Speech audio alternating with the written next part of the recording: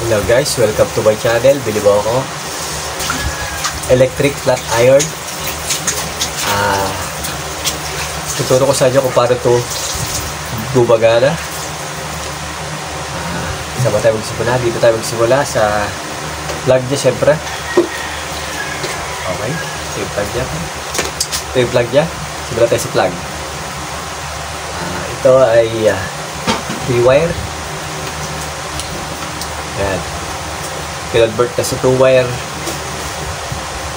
Ito guys, green, ground, black, line 1, line 2, and brown is line 2.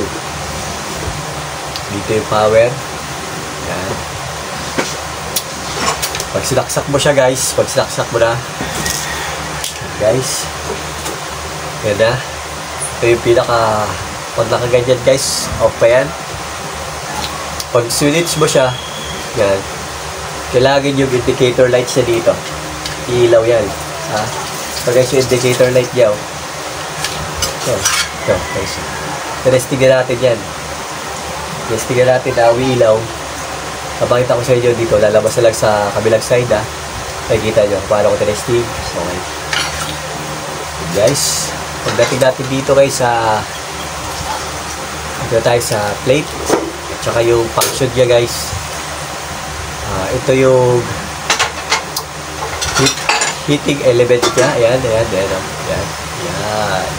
Ito ay flat iron base. Ito yung umiinit. Ito yung nagpapainit pa dito. Trabaho niya, painitin niya ito, bong ito. Ito, line 1.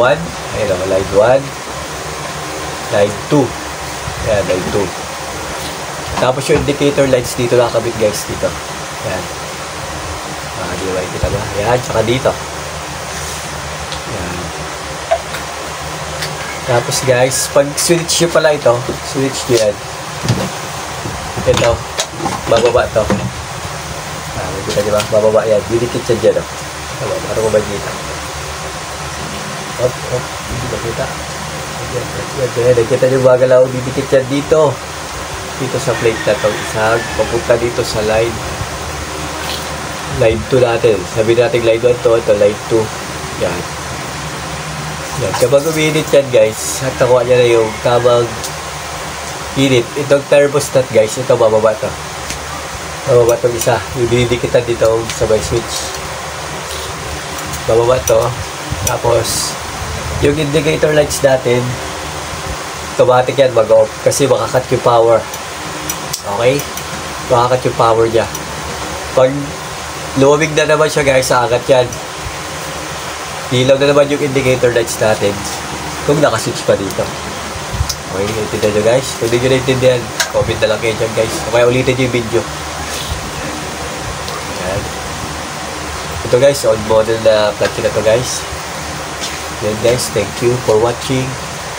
Sana may natutunan kayo.